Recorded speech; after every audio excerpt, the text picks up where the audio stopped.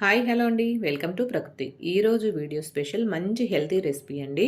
ఇది టిఫిన్గా కానీ లంచ్కి కానీ డిన్నర్గా కూడా చేసుకోవచ్చు. వేరే కర్రీ అంటూ ఏమీ చేసుకోకుండా సింపుల్గా ఏదైనా చట్నీతో తినేయొచ్చండి. అంత బాగుంటుంది, హెల్తీకి కూడా చాలా మంచిది.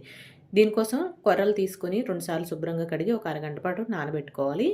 అరగంట తర్వాత స్టవ్ వెలిగించి కళాయి పెట్టుకొని అందులో ఆయిల్ వేసుకొని వేడెక్కిన తర్వాత శనగ పలుకులు జీడిపప్పు వేసుకొని వేయించుకొని ఆవాలు జీలకర్ర ఎండుమిర్చి కూడా వేయించుకొని అలాగే 2 పచ్చిమిర్చి ఒక పెద్ద సైజు ఉల్లిపాయ ఒకటి కట్ చేసుకొని వేయించుకోవాలి. అవి వేగిన తర్వాత మనకు నచ్చిన కూరగాయ ముక్కలు నేనైతే క్యారెట్, బీన్స్, పచ్చి బఠానీ, బంగాళదుంప వేసుకున్నాను. ఇవి బాగా వేగిన తర్వాత ఒక 2 రెమ్మల కరివేపాకు కూడా వేసుకొని అలాగే ఒక పెద్ద సైజు టమాటా కూడా ముక్కలుగా కట్ చేసుకొని వేసుకోవాలి. ఉప్మాకి తగినంత ఉప్పు ఇప్పుడే వేసుకొని బాగా కలుపుకొని మూత పెట్టి ఈ ముక్కలన్నీ కొంచెం మగ్గనివ్వాలి. మగ్గిన తర్వాత ఒకసారి బాగా కలుపుకొని మనం నానబెట్టి పెట్టుకున్న కొర్రలు ఇందులో వేసుకొని అంతా కలిసేలాగా ఒకసారి కలుపుకొని గ్లాసు కొర్రలకి 2 గ్లాసులు నీళ్ళు వేసుకోవాలి. నీళ్ళు వేసుకొని బాగా అంతా కలిసేలాగా కలిపి మూత పెట్టి హై ఫ్లేమ్లో ఉడికించుకోవాలి. మధ్య మధ్యలో కలుపుకుంటూ చూసుకొని అడుగు పట్టకుండా ఉడికించుకోవాలి.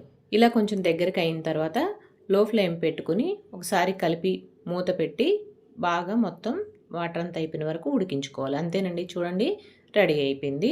పైనుంచి కొంచెం కొత్తిమీర జల్లుకొని మరొక నిమిషం పాటు మగ్గనిస్తే ఎంతో ఆరోగ్యకరమైన రుచికరమైన కొర్రలతోని కిచిడి అనండి, ఉప్మా అనండి, ఏమైనా అనండి, టేస్ట్ మాత్రం సూపర్గా ఉంటుందండి.